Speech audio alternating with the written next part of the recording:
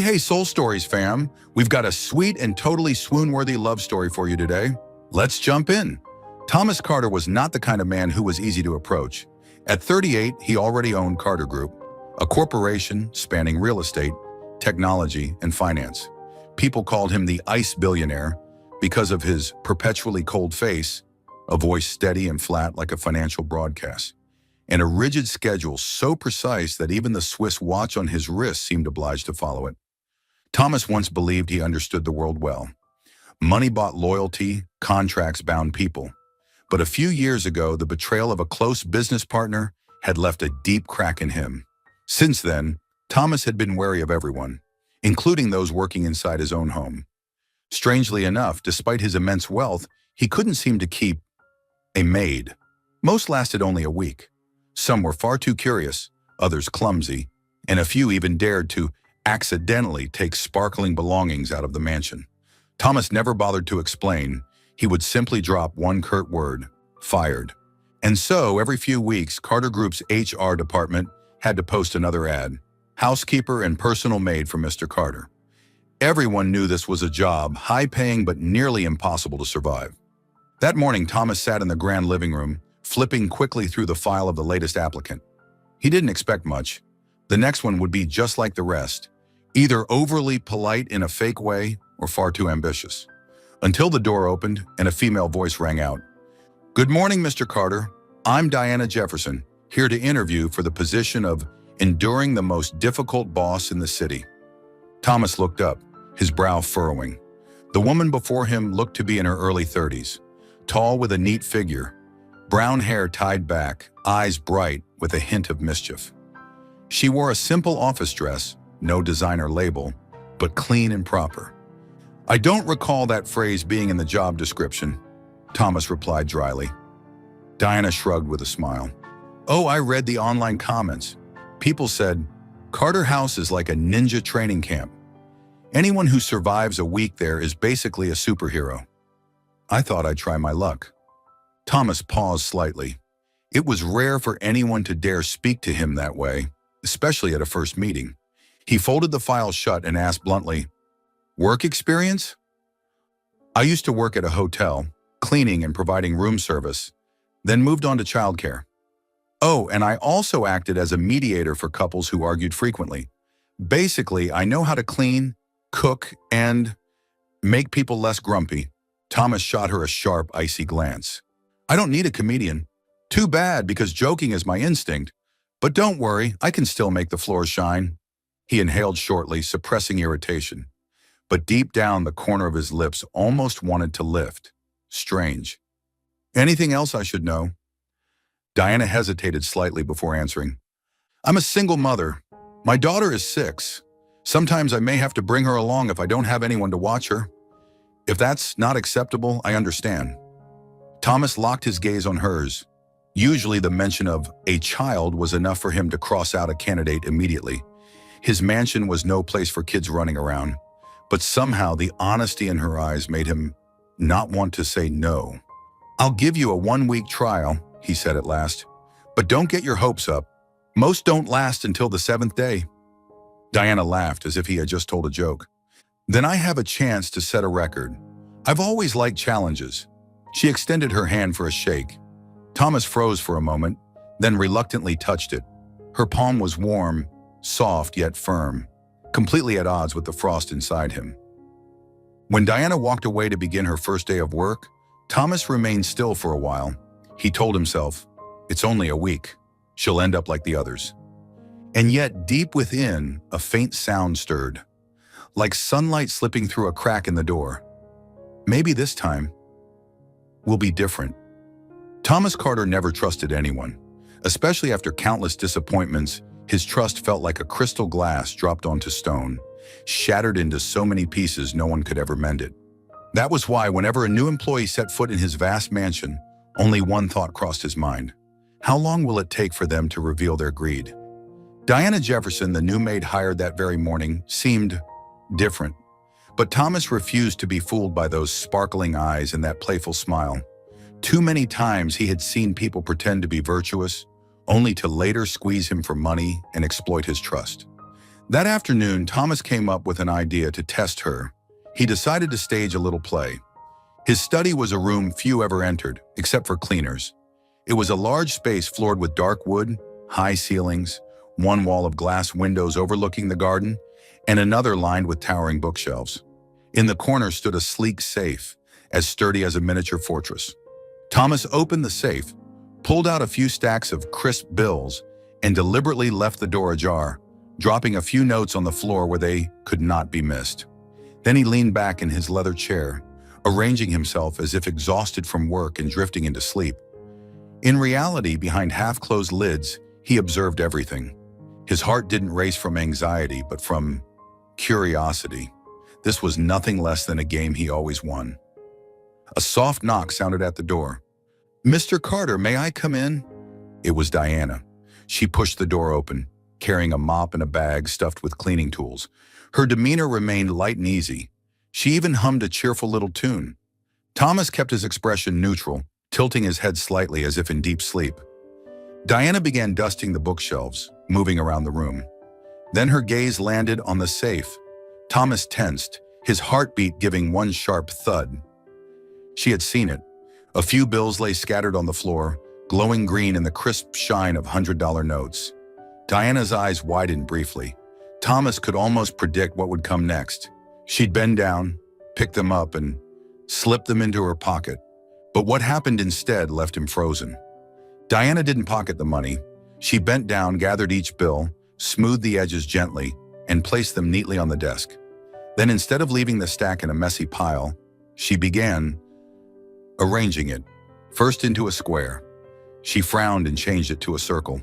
Finally, with a soft laugh, she shaped the money into a heart. From the chair, Thomas had to use every ounce of self-control not to leap up. A billionaire who had witnessed every kind of scheme was now struggling to keep still because of one action. Strange, whimsical, and oddly endearing. And that wasn't all. Diana pulled a yellow sticky note from her pocket, scribbled a few lines, and stuck it beside the bills. "Money needs to be tidy too, so it can multiply better, boss." Signed with a round little smiley face. Thomas was stunned. His throat tightened with a feeling he couldn't quite name. He had seen people fight tooth and nail for his money, trick and steal to grab more. Never had anyone used his money to make a heart and leave a playful note. Diana carried on cleaning, cheerfully dusting the window panes, seemingly oblivious to the fact that her boss was asleep. She even sang softly, her clear voice echoing in a room that had only ever known the dry sound of pages turning. Thomas couldn't hold it back any longer. A laugh escaped his lips. Diana startled, spinning around with wide eyes. "You're awake?" Thomas coughed quickly, trying to recover his stern expression. "I just woke up." She squinted playfully. "Just woke up, yet laughing out loud like you've been watching a comedy show?" He stayed silent, at a rare loss for words. For the first time in years, he had truly laughed. Not the forced curve of lips before reporters, but laughter rising straight from his chest. "I didn't know you had a habit of shaping money into strange patterns," Thomas finally said. Diana flushed but remained casual. "At home, my daughter and I like to arrange coins into flowers or hearts. She says money is like seeds. When you keep it neat, it grows into more. I thought I'd try it with your bills. Who knows, maybe the Carter Group will earn a few more billions." The remark was so naive yet so charming that Thomas had to inhale deeply just to stop himself from laughing again. After Diana left, Thomas stared at the heart-shaped stack of bills and the small sticky note. A foreign feeling spread through his chest, a strange lightness, as if the dark clouds, long hovering overhead, had parted briefly to let a sliver of sunlight in. He muttered to himself, "A maid shaped my money into a heart. What does she think I'll do with that childish nonsense?" But instead of feeling annoyed, he found it funny. Funny enough, the corners of his mouth wouldn't stay down. That night, as he left his study, Thomas carried the sticky note with him. He placed it carefully in a private drawer, one that had only ever held contracts and financial reports. Something so small, yet so unlike anything he had experienced before. And he admitted, though reluctantly, for the first time in years, Mr. Carter had truly laughed. The next morning, The mansion on the hill awoke to the scent of early sunlight and footsteps as light as a cat's. Diana arrived earlier than scheduled, carrying a small basket with a few bright lemons, a bundle of daisies she had picked up quickly at the market, and a dazzling smile like a ribbon tied around a brand new day. "Good morning, Mr. Carter," she called just as Thomas passed through the hall, espresso cup in hand as always. "You're 13 minutes early." Thomas checked his watch. "I don't encourage working overtime." "I'm not working overtime, I'm warming up the house before hours." Diana winked, raising the bouquet. "This place is a little short on human vitamins." Thomas didn't reply. He was busy ticking off the bullet points in his planner, as usual. But even after stepping into the elevator, he could still hear her christening the new day for the house. "Come on, grandfather clock. Let's sweep away some sleepiness. And you, Persian rug, try not to shed too much today." The elevator doors slid shut. Somehow the corner of Thomas's lips twitched. He reminded himself, "Don't get soft." All morning, Diana moved through the house like a breeze that laughed. She stuck a note on the fridge. The kitchen's cute rulebook. 1. Wash hands. 2. Smile once. 3. Don't let pots sulk.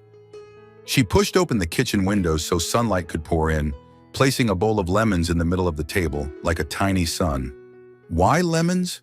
Thomas asked casually as he passed by, his tone still even. "Because when you see yellow, your brain believes life isn't so bad. Plus, lemons absorb odors and stress." "That's my science," Diana answered matter-of-factly. "Your science seems mostly based on feelings." "Feelings are a science too. It's just one that doesn't get much funding from the rich." She grinned. Thomas almost countered, but before he could, he heard music. Not the refined concertos he usually played while working, but a light, upbeat tune that made his hand want to tap along. Diana had it playing softly from her phone, volume low enough for herself alone. She wore an apron, whisking pancake batter, humming. At the chorus, she spun once, apron puffing like a dancing skirt, flipping the spatula as if it were a guitar. Thomas stood at the kitchen doorway, neither stepping in nor walking away. There was a strange pull, music, sunlight, the smell of butter, and the image of a woman cooking while laughing. For the first time in a long while, his kitchen felt like a kitchen. "Oh!" Diana turned and caught him. "Sorry, I forgot to turn off the music.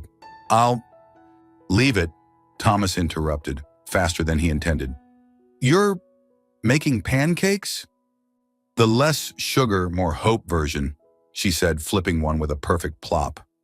"Want to try flipping one yourself?" "I don't." You manage an entire corporation. I believe you can manage a spatula." Diana pressed it into his hand, stepping back, eyes bright, as serious as a judge. Thomas eyed the round pancake waiting in the pan. He had never flipped a pancake in his life. There were countless areas in which he excelled: mergers, capital allocation, and risk management. But this buttery circle suddenly felt like a high-risk venture. He swallowed, counted beats, and flicked his wrist. The pancake flew, spun halfway, then thud, landed on the pan's rim, half on the floor. Diana's lips pinched into a smile. "Brilliant! A pancake that knows how to break boundaries.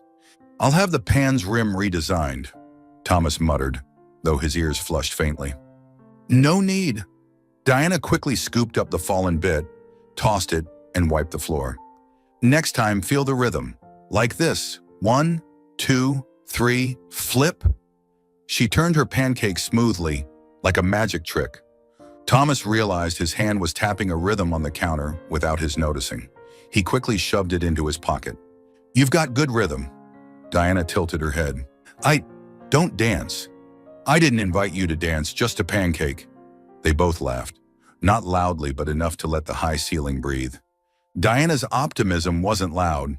It crept into corners through blunt words and little quirks. She stuck googly eyes on the vacuum robot and named it Sir Roomba. That afternoon, as Thomas walked through the living room, he found her crouching, speaking to the robot. "Now, Sir Roomba, that corner is the house's emotional gray zone. Clean carefully, all right?" "You Are talking to the vacuum? Thomas paused. Yes.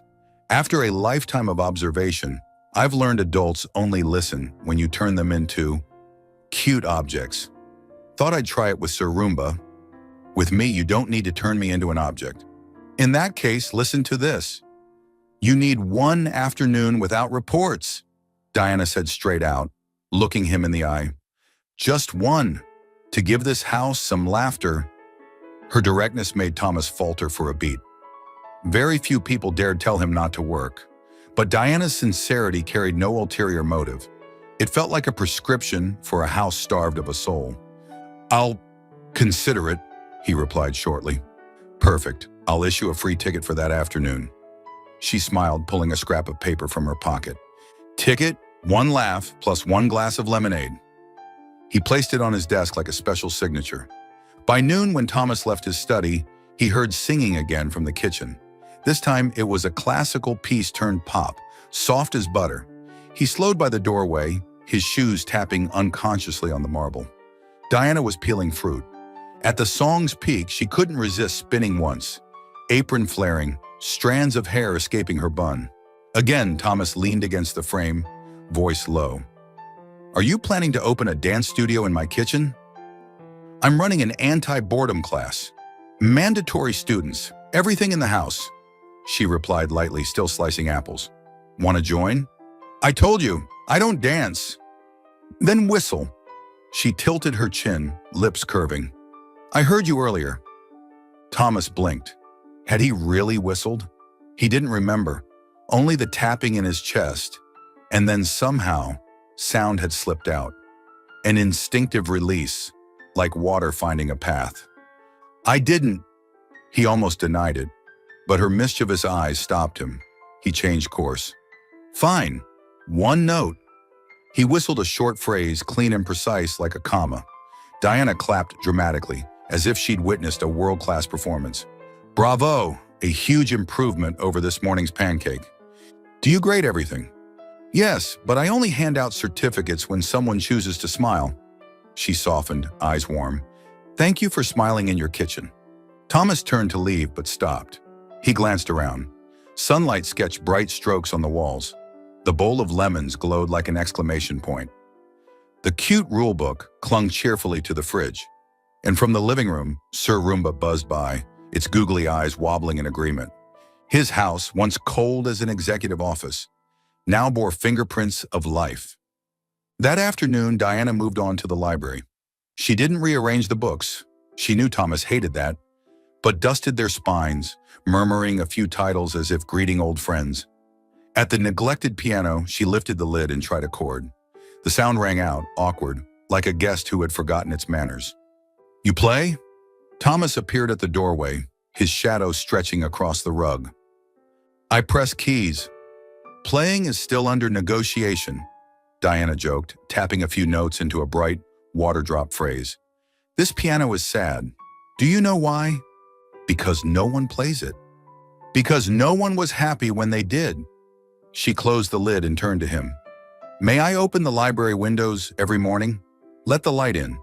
Books need sun, too. Thomas studied her longer than usual. His gaze was no longer simply assessing. It was measuring something else, the temperature of the house and of himself. All right, but avoid direct sunlight on the rare manuscripts, he said quietly, almost a whisper. I'll give them sun hats, Diana teased. Don't, he stopped, then, unexpectedly, smiled. Just use the curtains. She laughed and the sound spread, climbing the shelves, curling under the rug, softening the gray abstract painting on the wall, even though no one had touched it. Later, as Thomas prepared to leave for an evening board meeting, he fumbled for a second with his tie. Usually, he tied it as fast as signing his name, but today his fingers slipped, leaving it slightly crooked. Diana passed by and paused. May I? She asked. When he nodded, she stepped close, her hands light but firm. I learned to tie ties because I used to help my father before his night shifts. At that closeness, Thomas caught the faint scent of soap on her hands and a cool fragrance like fresh leaves. She leaned in, tied it neatly, straightened it, then stepped back. Her smile was neither triumphant nor submissive. It was simple, like saying, "Done."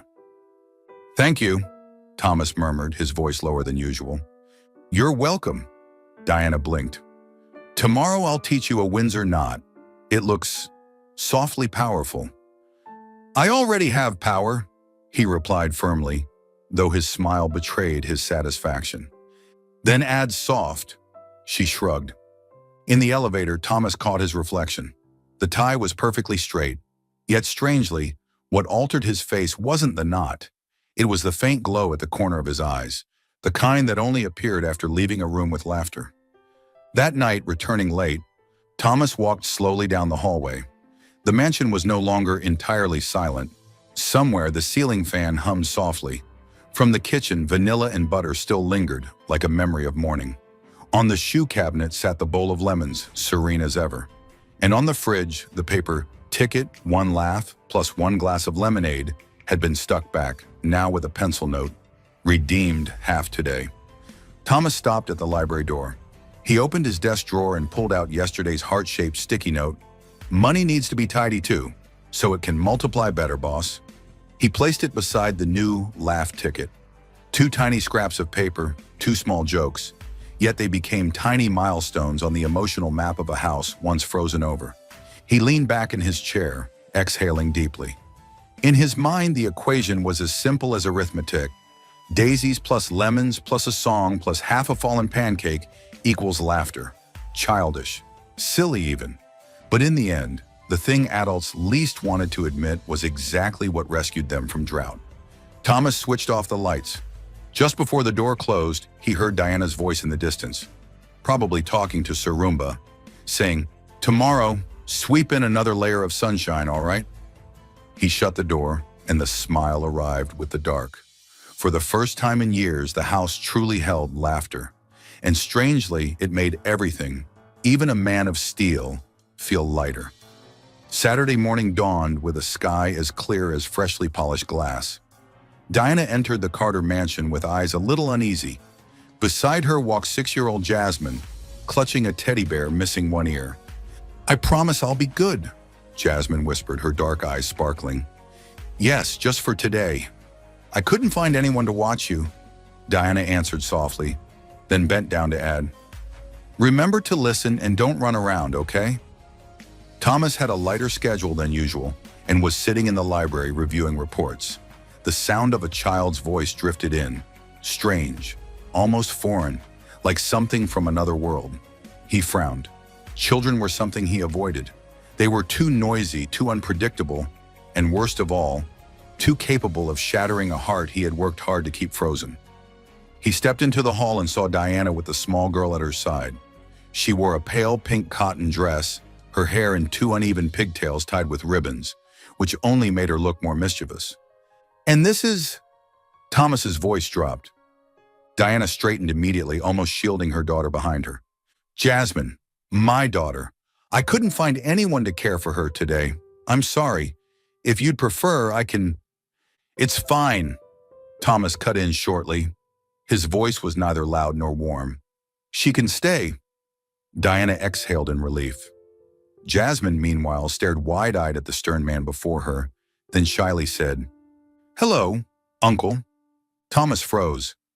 It had been years since he'd heard anyone call him something so innocent. To everyone else, he was Mr. Carter, Sir, or worse, the billionaire Carter. That single small word, Uncle, threw him off balance for a moment. Diana busied herself in the living room, while Jasmine sat obediently on the sofa, hugging her bear. But children never sit still for long. Within minutes, she was up, wandering curiously. Her round eyes scanned the abstract paintings, the towering bookshelves, until they landed on the crystal vase in the center of the room, tall, filled with white lilies. She tilted her head and whispered to her bear, "So pretty, but, kind of sad." She rose on tiptoe to touch a petal. At that instant, a sharp clink rang out. The vase wobbled, then toppled, shattering against the wooden floor. "Oh no!" Diana spun around, horrified. Shards of crystal scattered, flowers broken. Diana's face went pale as she rushed forward, pulling her daughter behind her. "Mr. Carter, I'm so sorry. I'll replace it immediately." Thomas emerged from the library, his gaze cold.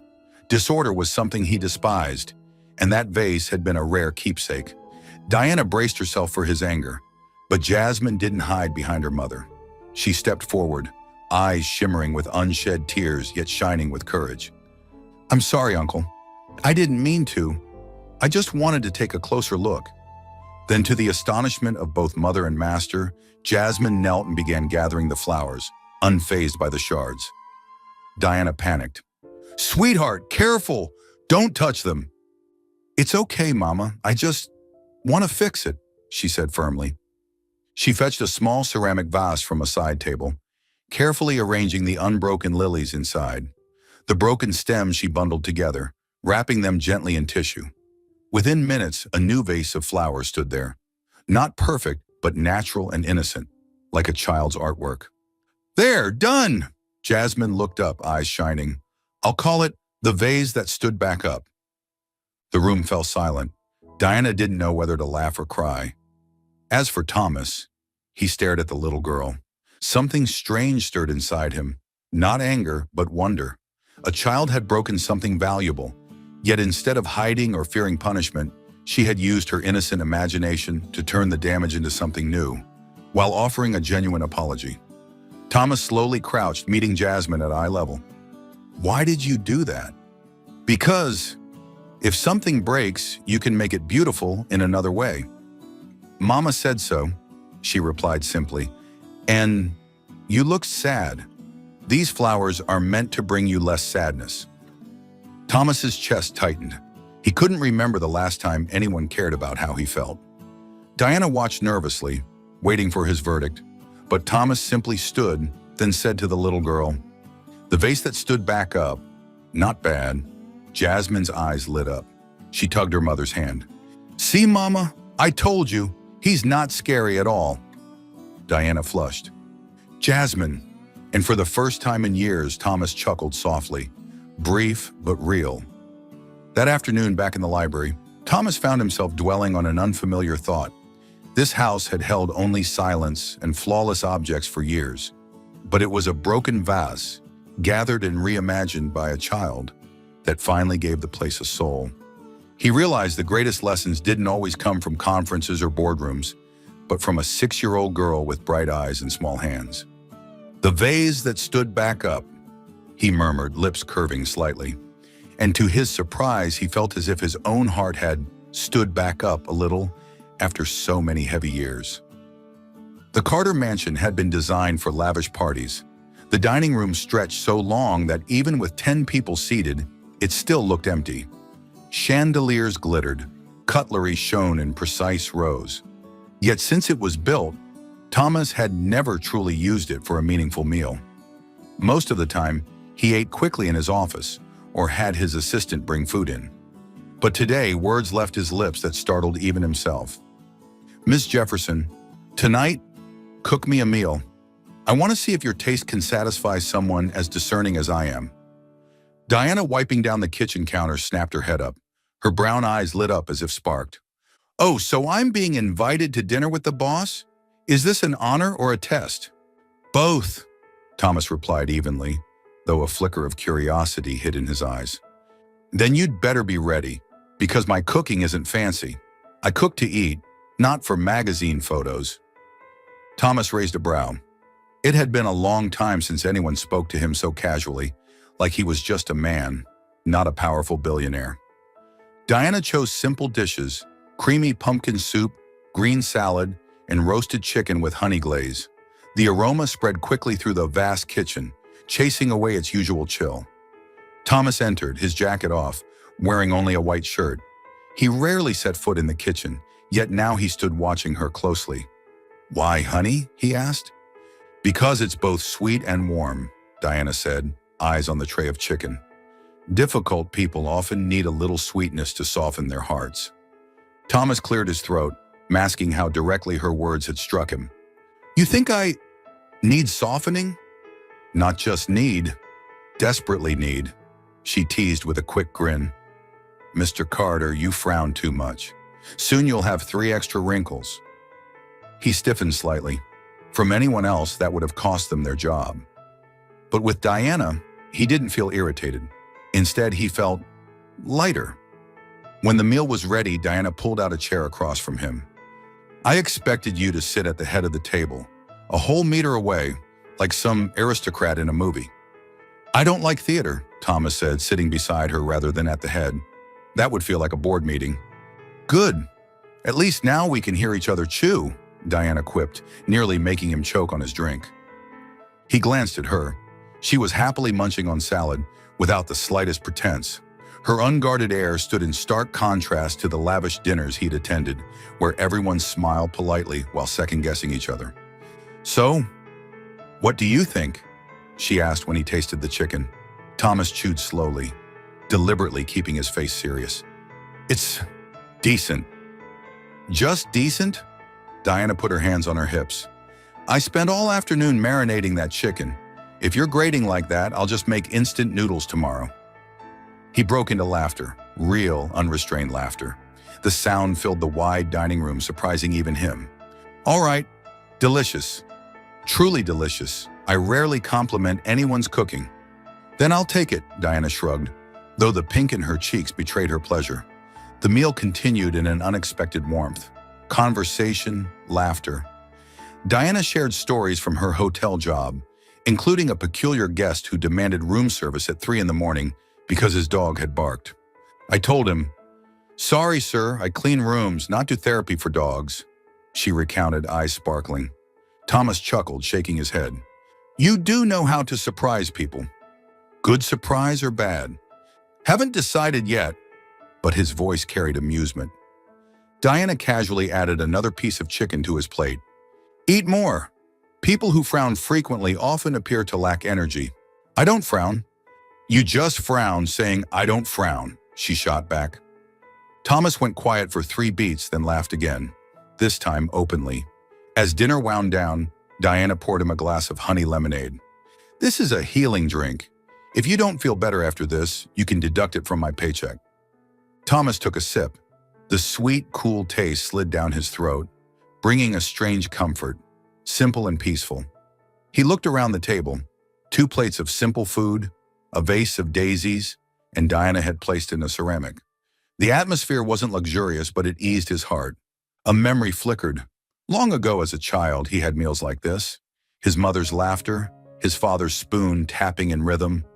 All gone now, buried under mountains of contracts and sterile banquets. And tonight, inexplicably, that memory returned.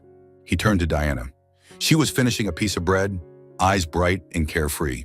For the first time in years, Thomas realized he didn't feel alone in his own home. The dinner ended with more laughter than he'd had in 5 years combined. As Diana cleared the table, he found himself saying, "Tomorrow night, if you're free, maybe we can try another dish."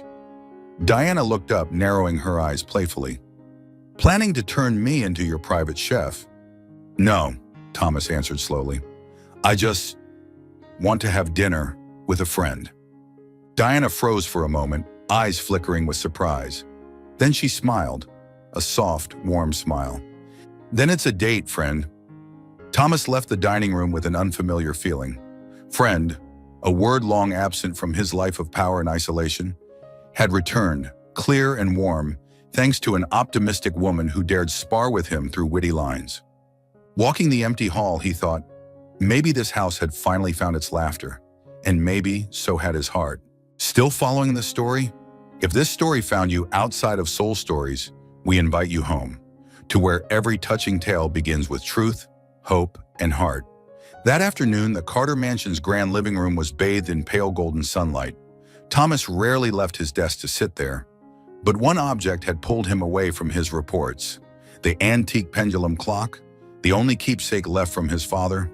It had stopped ticking long ago. Thomas had hired more than a few specialists to repair it, but each one had shaken their head. Mechanism too old, missing parts. And so the clock remained still, a cold monument to time frozen. Thomas touched the wooden frame, exhaling softly. He didn't know why today, of all days, the silence felt so empty. Just then, Diana entered with a cloth over her shoulder. "Mr. Carter, may I dust this clock?" "Careful, it's fragile." he said, eyes fixed on the motionless hands. If it's already broken, there's nothing to lose, she replied lightly, tilting her head. Mind if I try something? Thomas frowned slightly. If seasoned experts couldn't fix it, how could a maid? Yet when he met Diana's bright, confident gaze, he found himself nodding. She slipped off her rubber gloves and turned the back panel. With just a few simple motions, click. Aha! The spring is stuck. You know antique clocks? Thomas asked, surprised. Not really. I just have a knack for tinkering, Diana said, pulling a small hairpin from her pocket and nudging delicately. She leaned close, listening intently, so focused that Thomas caught himself holding his breath. A moment later, tick, tock. At first hesitant, then steady, rhythmic. The second hand began to creep forward. Thomas's eyes widened. Impossible! See? Diana grinned in triumph. I may not be rich in money, but I'm rich in tricks. He laughed aloud. The sound echoed in a room used to nothing but drafts. Strange how, with a hairpin and a bit of daring, Diana had awakened a sound he thought was lost forever. Thomas stood gazing at the clock, then spoke slowly, as though drifting back in time. My father loved it. He bought it when I was 8 years old. Every night, he'd wind it up, reminding me, the clock must run, just as life must go on. He paused, his eyes dimming. The last time I heard its tick was the night he died. After that, it stopped completely.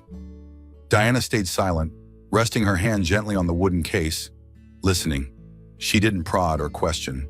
That quiet understanding prompted Thomas to continue, something he rarely did outside of business. I tried to repair it many times, but it stayed silent, as if to say that the happy time had ended. I grew used to the silence. He gave a faint, bitter smile. Until today, the steady tick-tock filled the room, seeping into its corners. Thomas's throat tightened. He turned away, not wanting Diana to catch this rare softness on his face. Yet when he glanced back, she only offered a small smile, her eyes full of understanding. Maybe the clock was never broken, she said gently. It was just waiting for the right person to wake it up. Thomas stared at her. No one had ever said anything like that to him before. Silence lingered until Diana broke it with a laugh. Well, see? My little tricks came in handy. I should add antique clock specialist to my resume. Planning to compete with professional repairmen?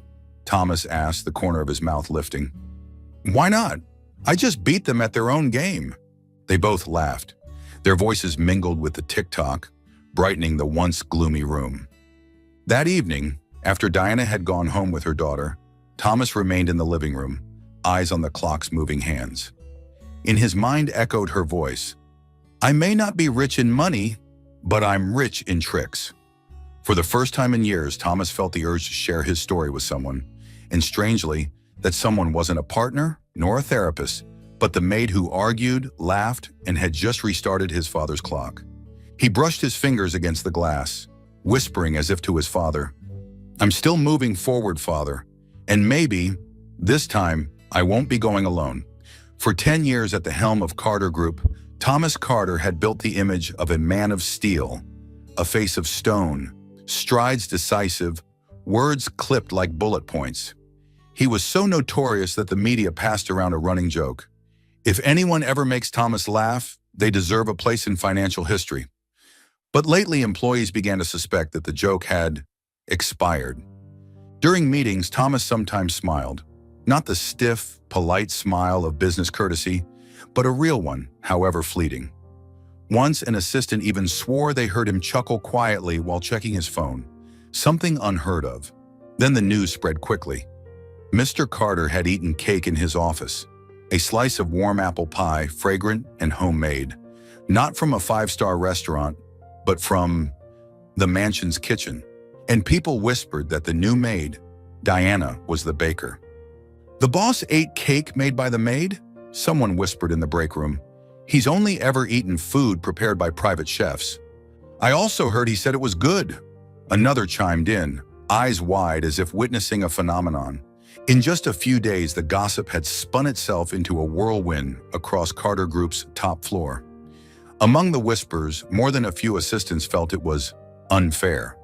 They had spent years studying, climbing ladders, fighting for a chance to stand near the boss.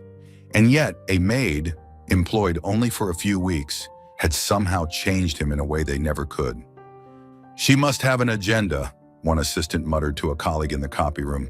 "Mr. Carter never trusts anyone. Why her?" "Exactly. Women like that are clever. Wouldn't surprise me if she ends up with her own room in the mansion." The words were quiet but sharp enough to feed a wave of suspicion. Eyes began to follow Diana whenever she came to headquarters to deliver files or carry documents from the mansion. Diana didn't care much about the rumors.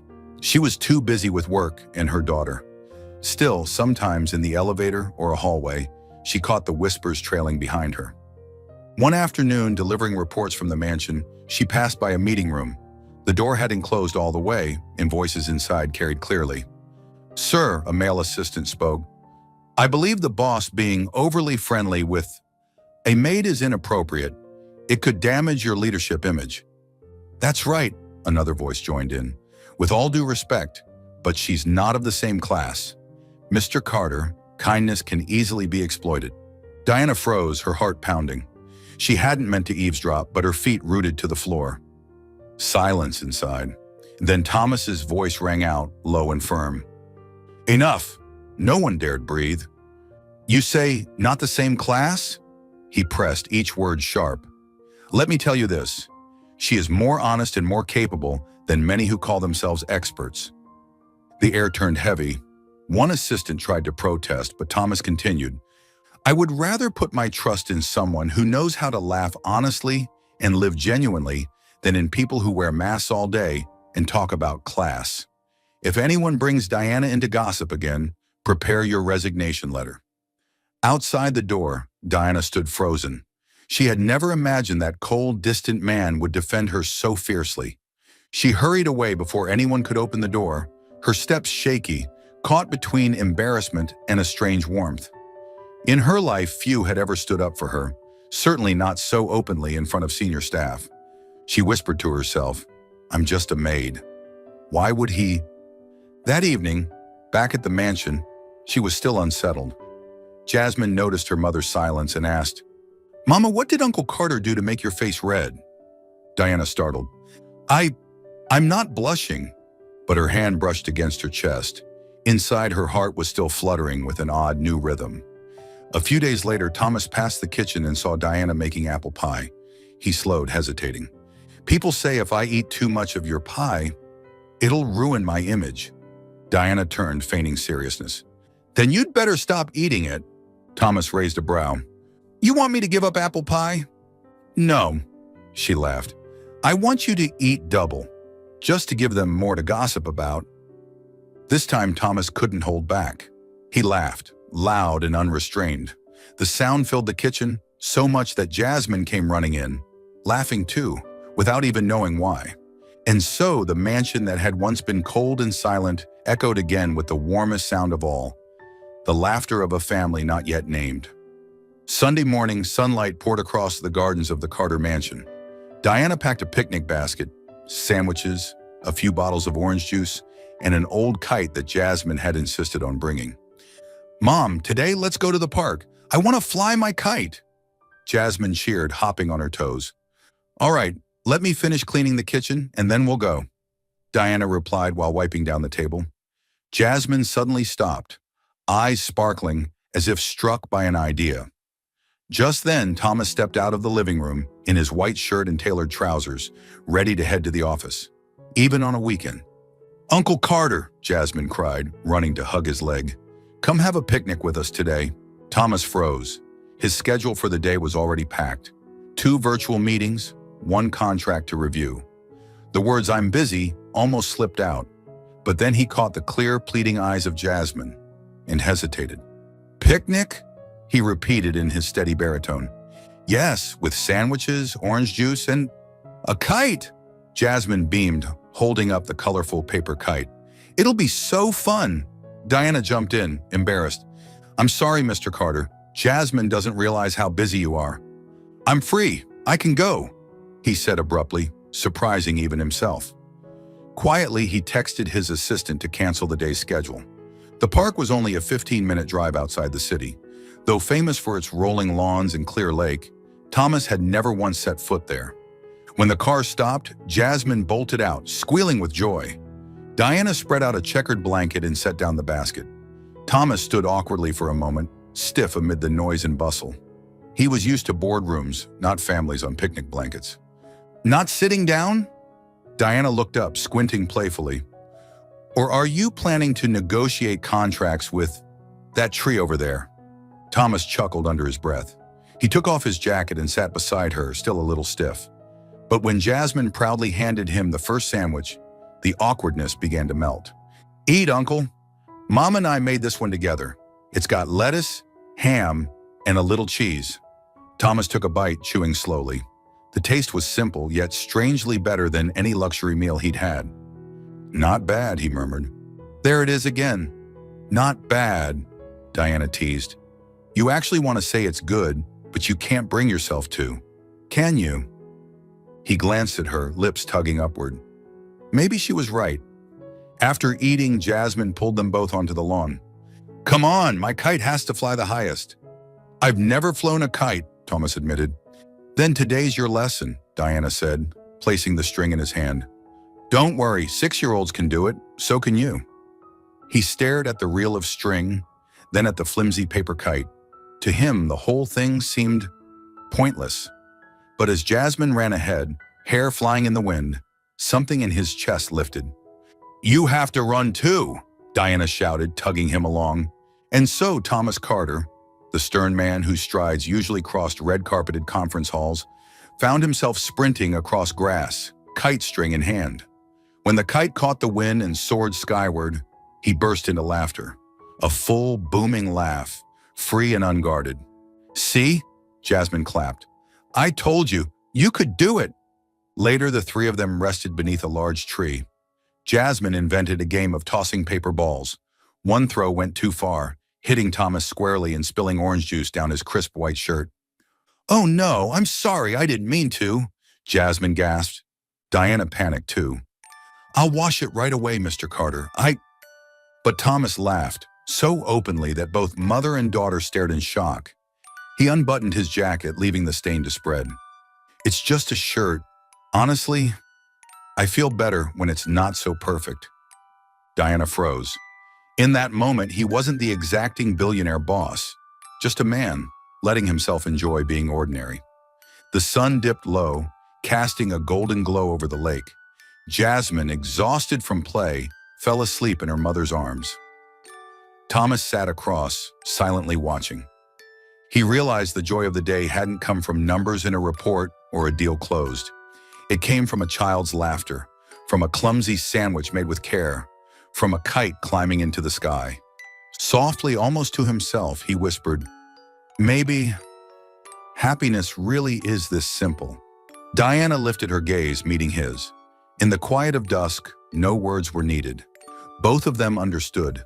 Some moments are small, yet powerful enough to change an entire heart. That noon, the Carter mansion was quieter than usual.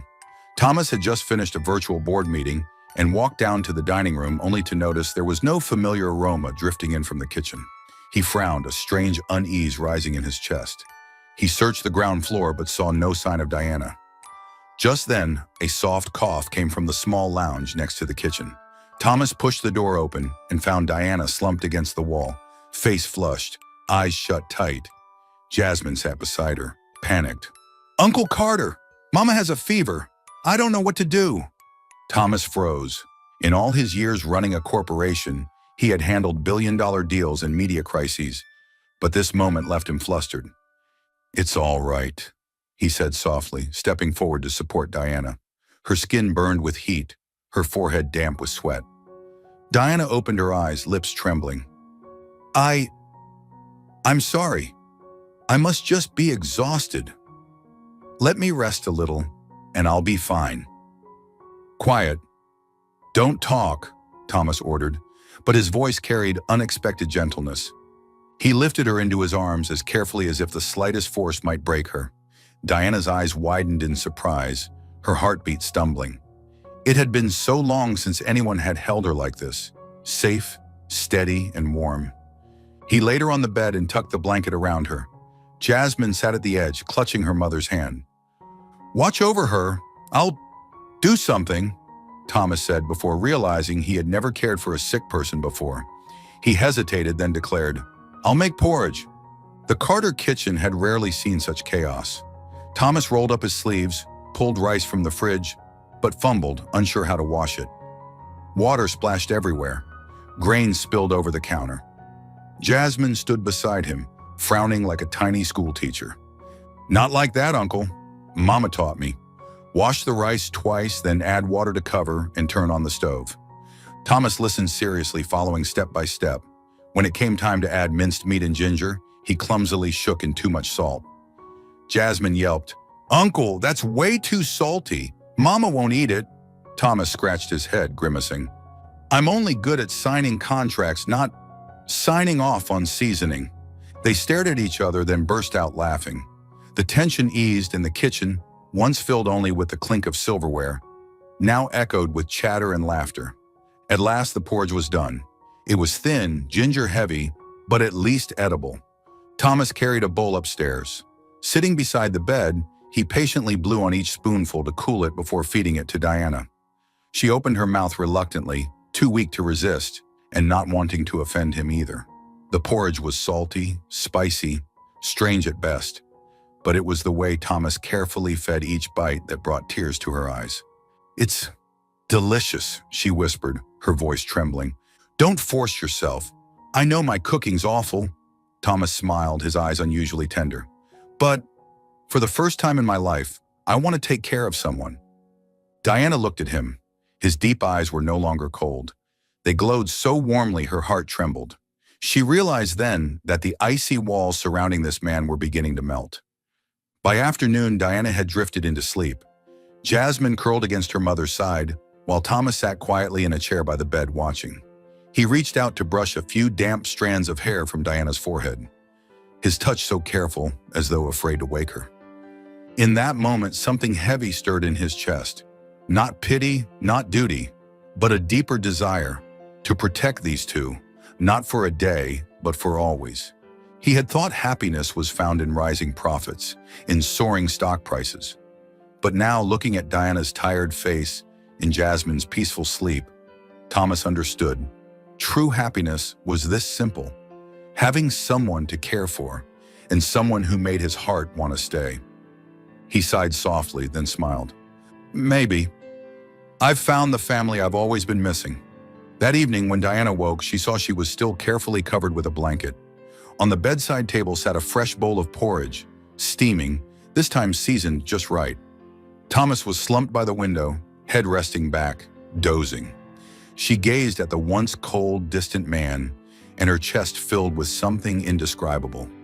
Perhaps, she thought, the moment he carried her to bed, gentle as if she were a treasure, was the true turning point.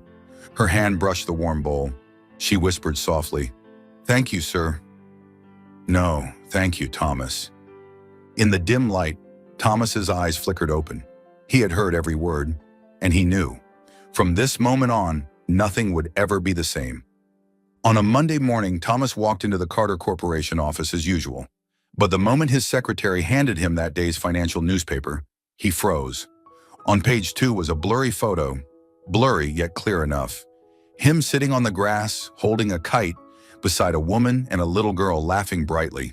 The bold headline screamed, "Cold billionaire Carter unexpectedly seen with a mysterious little family." Thomas frowned, his icy expression immediately snapping back in place.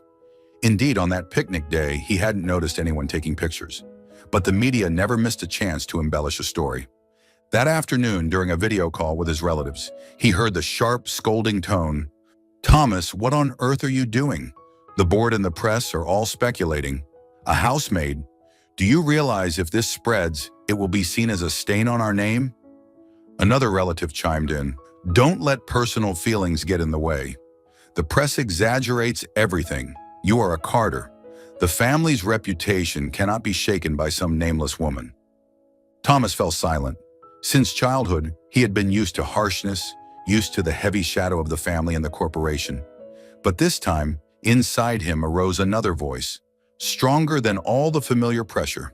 He remembered that picnic, Jasmine's laughter, Diana's radiant eyes as she watched her daughter running across the grass, and even himself. He had smiled, a real smile, not a polite one, not to prove anything. How long had it been since he last felt like a normal human being? Slowly, he spoke into the screen. There are things that can't be measured by reputation or shares. You can think I'm weak, but I will not lose the most precious thing I've just found again. The other end went silent. No one dared to say another word. Meanwhile, at the mansion, Diana was scrubbing and tidying up, her mind in a state of chaos. She had heard the news. Pictures of Thomas at the picnic with her and Jasmine had spread across forums. People were buzzing, some jealous, others mocking. Even a maid can climb up to a billionaire. Diana bit her lip hard. She knew exactly who she was, a single mother with nothing but her own laboring hands. Would Thomas really have the courage to stand by her when the whole world was watching him under a microscope? When Thomas walked into the house, she hesitated, then said timidly, "Mr. Carter, if this causes trouble for you, I'll resign. I don't want to be a burden." Thomas froze, his gaze sharp for a split second, then softening. He stepped closer, his voice steady and firm. "Diana, never think of yourself as a burden. If anyone should leave, it's the gossip, not you." She looked up, her eyes brimming with tears, yet the fear still lingered. "But He cut her off. "You're the one who brings laughter into this house, and Jasmine, she's the light I've never had in my life." At that very moment, Jasmine came running in from the yard, hugging Thomas's leg tightly. "Uncle Thomas, I just told my friends at school that you ate Mommy's cake." Both adults froze. Diana flushed red while Thomas chuckled, ruffling the little girl's hair. "And what did your friends say?" "They said that means Uncle Thomas likes Mommy," Jasmine answered innocently, her eyes sparkling. "And I think so too. When you look at Mommy, your eyes shine." Diana turned away, heart pounding wildly. Thomas looked at the child, then at Diana, his voice deep yet warm. "Jasmine, you're smarter than most adults." In that moment, Diana could no longer deny it. What Jasmine had blurted out so naturally was the very truth she had tried to hide. Her heart had already stirred, and the man before her, even standing in the middle of a storm of public scrutiny, remained unwavering, like a wall against the wind. As night fell, Diana sat by the window, her heart still tangled in fear and hope. But this time, when she heard Thomas's footsteps approach, she didn't retreat. Standing behind her, Thomas said softly, "I don't know how hard the future will be, but one thing is certain. I won't let anyone separate me from you and Jasmine." Diana clenched her hands tightly, tears streaming down her cheeks. In the dark, she whispered, "I believe you." It wasn't just a promise of trust. It was also an acceptance of the feelings that had been quietly growing, breaking through every barrier. That afternoon, Diana received an unexpected invitation from Thomas. He appeared in the kitchen, where she was busy with a batch of pastries, his expression serious yet slightly awkward. "Diana, tonight I have a party. Would you come with me?" She jerked her head up so quickly that the spoon in her hand nearly slipped. Me? Mr. Carter, I'm just the help. How could I possibly?" Thomas cleared his throat, avoiding her gaze as though even he wasn't used to asking anyone this sort of thing. "Not as the help. I want you by my side." The words froze Diana in place. Heat rushed to her cheeks, but in the end, she gave a small nod. When she stepped into the Grand Hotel ballroom that evening, Diana felt as if she'd wandered into another world. Crystal chandeliers glittered overhead, gowns shimmered like liquid silk, and golden light danced on the surface of wine glasses. She wore a simple dress Thomas had arranged for her hair neatly pinned up. No heavy makeup, only the shy curve of her smile. For a moment, eyes lingered on her. Whispers trailed through the crowd. Who is she? She's not the type of woman Thomas usually brings. She looks so genuine. Diana's confidence faltered, but then a guest accidentally dropped a silk scarf. Without hesitation, Diana bent to pick it up, adding with a sheepish grin, "Good thing it wasn't a glass of wine, or I'd be on my hands and knees scrubbing the floor." Laughter rippled through the crowd. Her honesty and quick wit melted the stiff, formal air.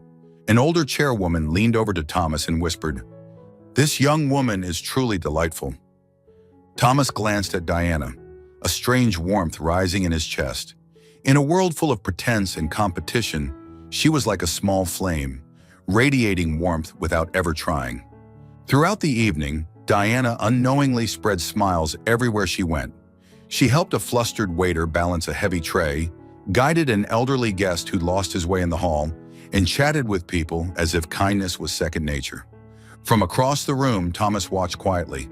Something inside him cracked open. For so long, his life had been only about power, reputation, and cold negotiations. But Diana, so innocent, so genuine, had breathed life into the entire room. And he realized he no longer wanted a world that didn't include her. When the party ended and the guests began to leave, Thomas quietly led Diana to the hotel garden, where strings of fairy lights glowed along the path. The night air was cool, carrying the faint scent of blossoms. Diana hesitated. "Thank you for tonight, but I'm sure I embarrassed you." People looked at me strangely. Thomas shook his head, his voice low and steady. "No, Diana, you lit up that room." She lowered her eyes, her heart racing faster than usual. He studied her for a long moment. His gaze held both certainty and nervousness, like a man about to do something he'd never done before. Finally, he exhaled and murmured, "I'm not good at saying these kinds of things, but I don't want you to be just the housekeeper anymore. I want a lifetime." Diana froze, certain she'd misheard. What did you say?" Thomas frowned, awkward as a schoolboy. "I mean, I want you and Jasmine to be part of my life. Not for a few days, not just a fleeting emotion. Forever." Silence settled around them. Diana's hand flew to her mouth, her eyes shimmering. She had never imagined that this cold, powerful man could speak such clumsy yet heartfelt words. She laughed softly through her tears.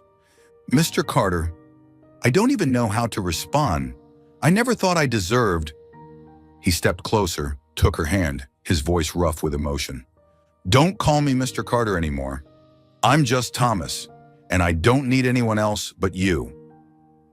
Diana's body stilled.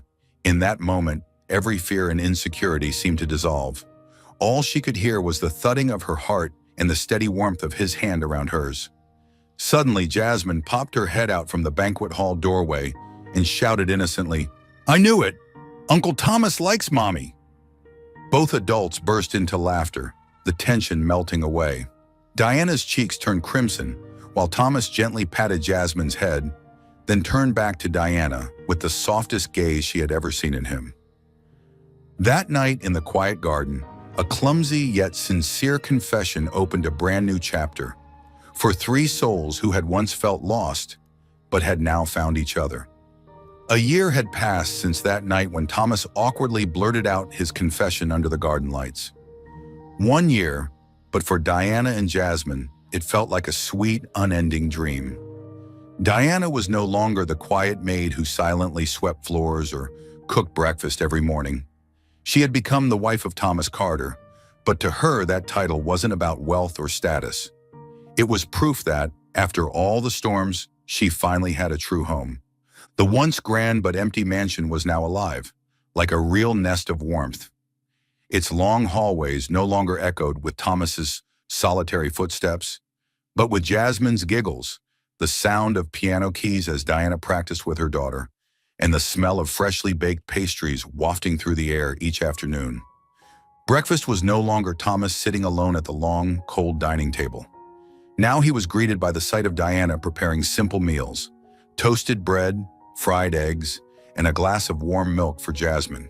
Sometimes he even tried baking himself, usually ending up with lopsided pastries that sent both mother and daughter into fits of laughter. "Daddy, is this bread or a brick?" Jasmine teased, hands on her hips, eyes sparkling mischievously. Thomas pretended to be stern, raising an eyebrow. "You dare compare the CEO's masterpiece to a brick?" Diana, pouring milk, shook her head with a laugh. If he ever opened a bakery, he'd be bankrupt in a day. Their laughter filled the kitchen, breathing life into a mansion that had once been silent and cold. One evening after a warm family dinner, Thomas received an important call. He had been awarded the title Humanitarian Entrepreneur of the Year for his contributions to the community, particularly through the scholarship fund and children's charity projects he had launched alongside Diana. On the night of the ceremony, under dazzling lights, Thomas stepped onto the stage to accept his award. The audience expected a powerful speech about business strategy and the vision of a formidable CEO. But Thomas simply smiled, took the microphone, and said, "I used to believe my greatest achievement was building a strong empire. But now I know the greatest reward of my life is my family." He paused, glancing at the front row where Diana and Jasmine were seated. Diana's radiant smile glowed back at him, while Jasmine waved her little hand high, calling out loudly, "Daddy, I'm right here." The hall erupted with laughter and applause. In that moment, Thomas was no longer the cold billionaire the world saw. He was simply a husband and a father, happy, whole. That same night back home, Jasmine sat quietly with her crayons, drawing with intense focus. When she was finished, she ran over, her eyes bright with excitement. "Mom, Dad, look!" Thomas and Diana bent down to take a look. The picture showed the three of them, but there was also a tiny baby, its hand held tightly by Jasmine. Diana froze in surprise. "Jasmine, who's this you added?" The little girl grinned, pointing at the baby. "My sibling, of course. I want a brother or sister to play with. Don't you agree?" Thomas burst out laughing, while Diana's cheeks flushed pink, but her eyes shimmered with unspoken joy. Thomas gently stroked his daughter's hair, replying tenderly, "If that's what you wish, then your mother and I will do our best to make it come true." Diana leaned shyly against her husband's shoulder, while Jasmine giggled happily, holding up her happy family drawing with 4 people. Thomas took the picture, staring at it as if it were more precious than any million-dollar painting he had ever seen. He pulled them both into his arms, his voice warm. "Thank you, Jasmine. And thank you, Diana. You've given me a home." Diana whispered softly, her voice trembling with emotion. "And thank you for giving me and my daughter a real family." The evening sunlight streamed through the wide glass windows, bathing them in a golden glow. Children's laughter echoed, the scent of pastries lingered in the air, and love filled their hearts. The once cold mansion had become a house overflowing with warmth and joy. A place where a man who had lived alone finally found the missing piece of his life. And in Jasmine's little drawing, that story would be preserved forever, of a happy family, of a love that had reached its perfect ending.